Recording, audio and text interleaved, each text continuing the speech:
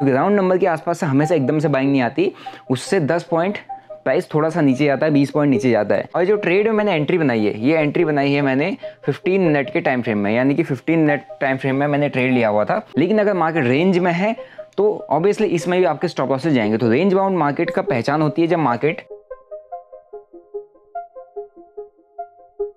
I close a $10,000 trade on 15 minute time frame, जो कि strategy थी 9 and 20 EMA।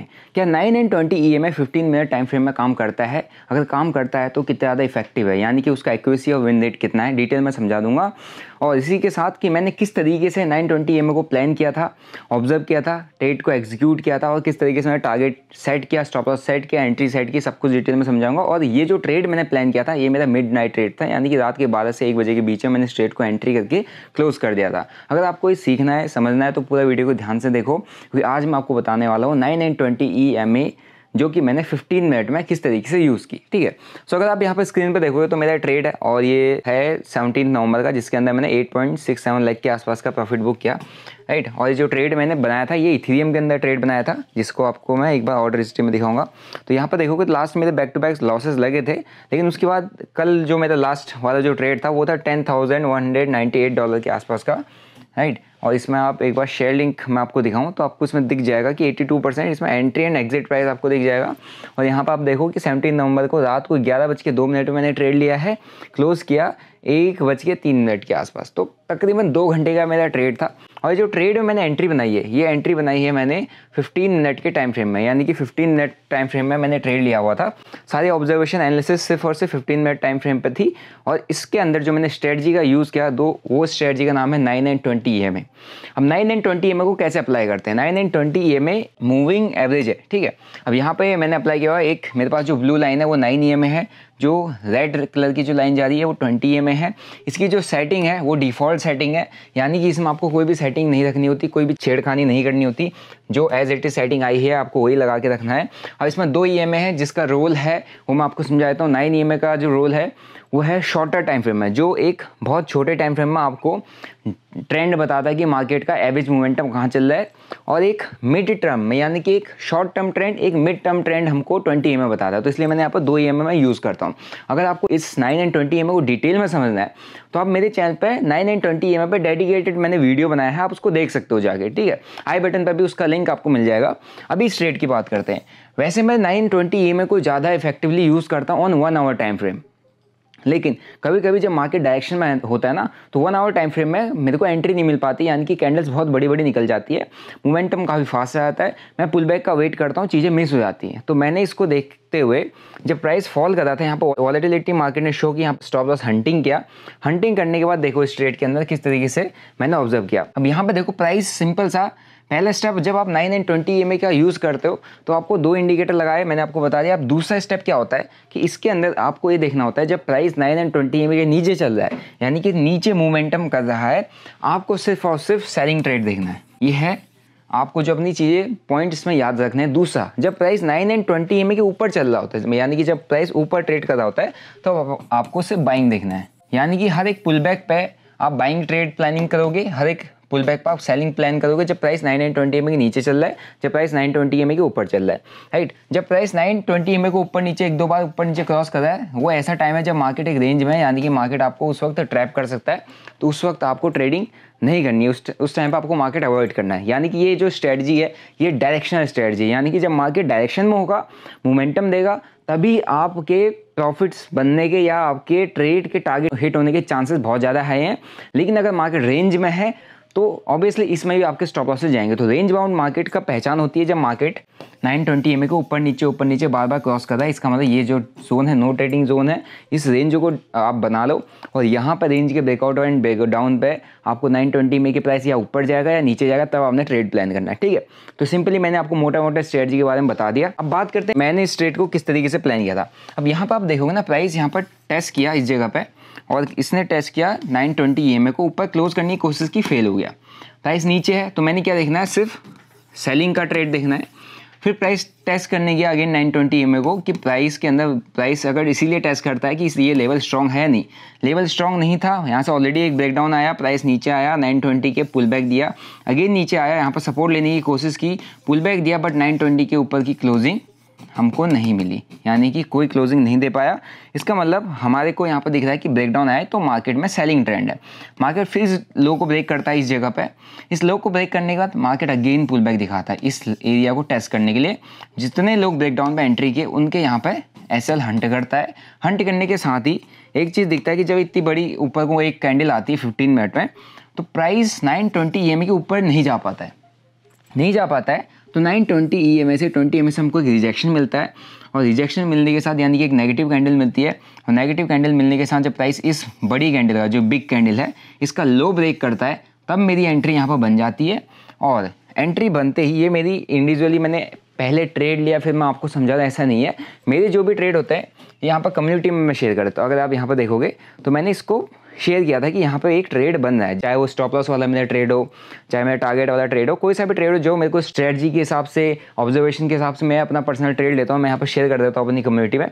तो यहाँ पे ये देखो, इस जगह मैंने यहाँ पे आपको पहले ऑब्जर्वेशन शेयर किया हुआ था कि यहाँ पे देखो प्राइस 920 EMA के नीचे चल रहा है, और 3000 का लेवल प्राइस यहाँ पे टेस्ट कर सकता है, ठीक है।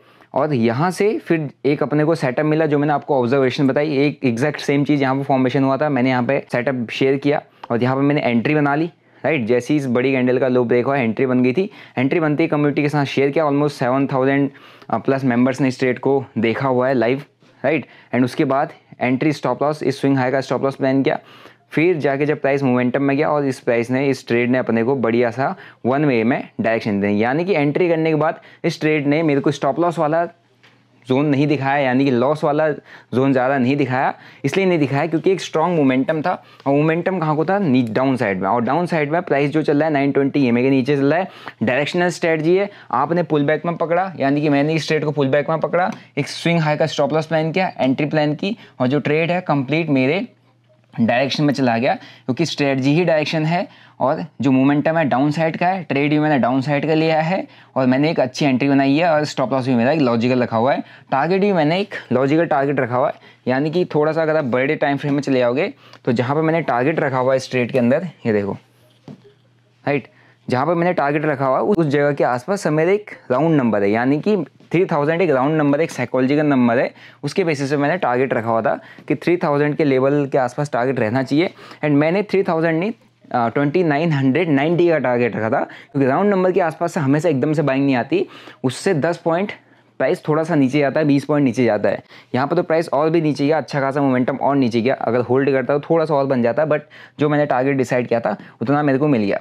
और जब प्राइस फॉल किया तो अपना स्टॉप लॉस भी ट्रेल हो रहा था, तो यहाँ पर मेरे को ऑलमोस्ट 1:2 1:2.5 के आसपास रिस्क रिवॉर्ड मैंने अचीव किया, ठीक है। सो ये था मेरा एक सिंपल ट्रेड जो कि मैंने 9 and 20 EMA के बेसिस पे प्लान किया। इसके अंदर जो टाइम फ्रेम था 15 मिनट था। सेम चीज़ जब आप 9 and 20 EMA के बेसिस पे ट्रेड प्लान करते हो 1 आवर टाइम फ्रेम में, 1 आवर टाइम फ्रेम में जब आप 9 and 20 EMA पे ट्रेड प्लान करते हो तो उसकी एक्यूरेसी काफ़ी ज़्यादा हाई रहती है, राइट, ठीक है। और ये स्पेशली है स्विंग ट्रेडर्स के लिए, यानी कि 1 आवर टाइम फ्रेम में जिसने एंट्री प्लान किया, अगले 5-6 घंटा पूरा दिन भर उसको होल्ड करना है, 2 दिन होल्ड करना है, वो एक तरीके का मार्केट क्रिप्टो मार्केट के हिसाब से एक शॉर्ट स्विंग ट्रेड हो जाता है। तो उसमें उसकी एक्यूरेसी काफ़ी ज़्यादा हाई होती है। हाई एक्यूरेसी के साथ जो नंबर ऑफ ट्रेड्स हैं वो नीचे गिर जाते हैं, यानी कि बहुत कम ट्रेड मिलते, ज़्यादा ट्रेड नहीं मिलते, क्योंकि आप कितना बड़ा मोमेंटम पकड़ लोगे। 1 आवर टाइम फ्रेम में 3-4 कैंडल जब बनती है तो एक पूरा मोमेंटम निकल जाता है, ठीक है।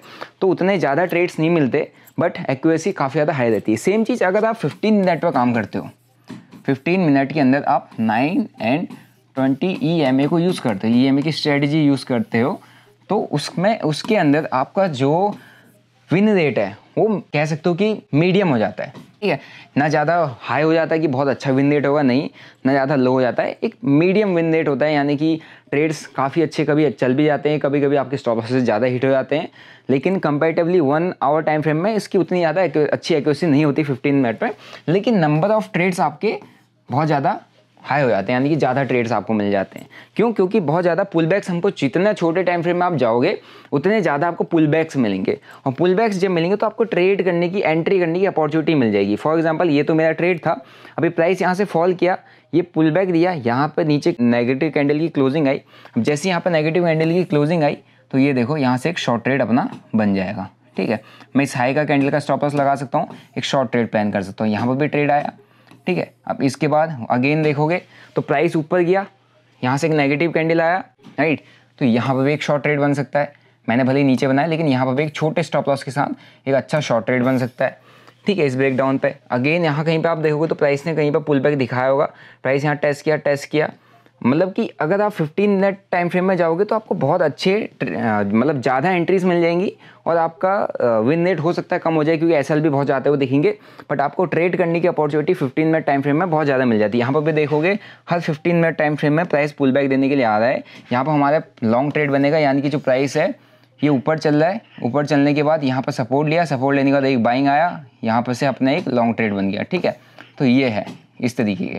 तो हमारे को 15 मिनट टाइम फ्रेम में अगर आप देखोगे ना, इस जगह पर कई सारे ट्रेड्स दिख गए, 1 2 3 4। अभी यहाँ पर भी देखोगे तो यहाँ कहीं भी ट्रेड दिख जाएगा।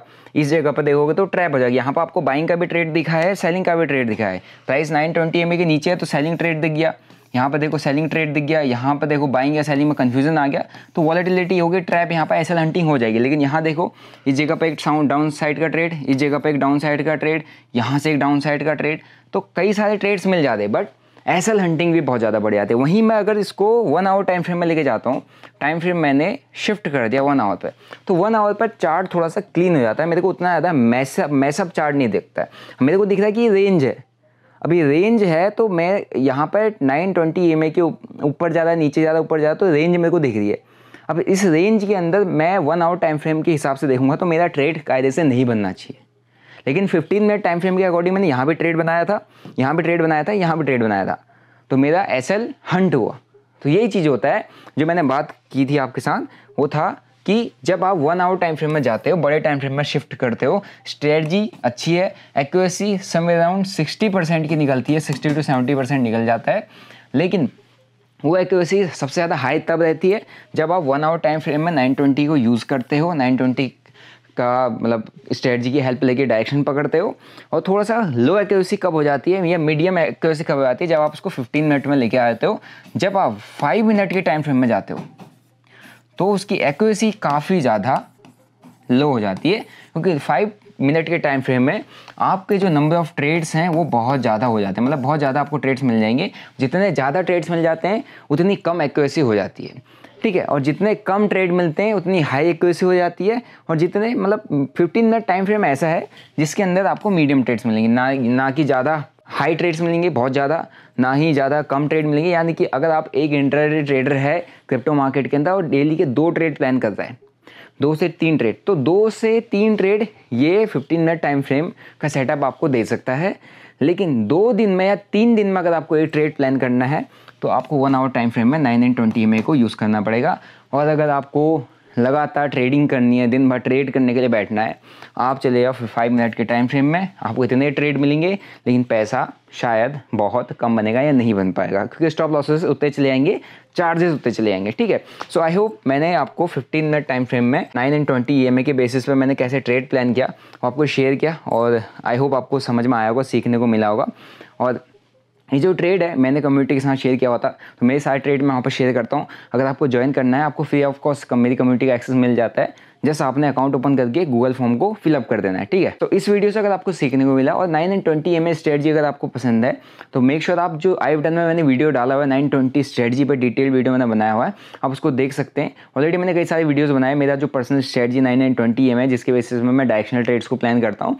लेकिन हाँ, अगर आप रेंज बाउंड मार्केट में 920 स्ट्रेटजी करोगे तो एसएल हंटिंग की प्रोबेबिलिटी बढ़ जाती है। वो मेरे आपने लास्ट 3 जो ट्रेड मैंने प्लान किए थे उसमें देखा होगा, लास्ट 3 ट्रेड मेरे स्टॉप लॉसेस गए, उसके बाद जाके अब मेरा टारगेट आया। अब मैं नेक्स्ट ट्रेड प्लान करूंगा, देखते हैं उसमें क्या होता है, उसका अपडेट आपको मेरी इस चैनल के थ्रू मिल जाएगा। तो मेरे ट्रेड्स के अपडेट और मेरे ट्रेड्स अगर आप सीखना चाहते हैं तो मेक श्योर आप इस चैनल को सब्सक्राइब करें, बेल नोटिफिकेशन को दबा दें ताकि आपसे कोई वीडियो मिस आउट ना हो जाए। अगर कोई भी वीडियो मिस आउट होती है तो मेरी जर्नी को आप नहीं देख पाओगे कि मैं किस तरीके से साल भर में मैंने अपने ट्रेड्स किए, क्या मैंने मिस्टेक्स की, क्या मैंने अच्छे ट्रेड लिए और किस तरीके से मैंने अकाउंट ग्रो किया, वो चीज़ आप मिस आउट कर जाओगे। तो उसको मिस ना करें अगर आपको मार्केट के अंदर एक्चुअली ट्रेडिंग सीखनी है तो। ठीक है, वीडियो अच्छा लगा वीडियो को लाइक करो, चैनल को सब्सक्राइब करो। मिलते हैं नेक्स्ट वीडियो में। Till then bye bye, see you, जय हिंद।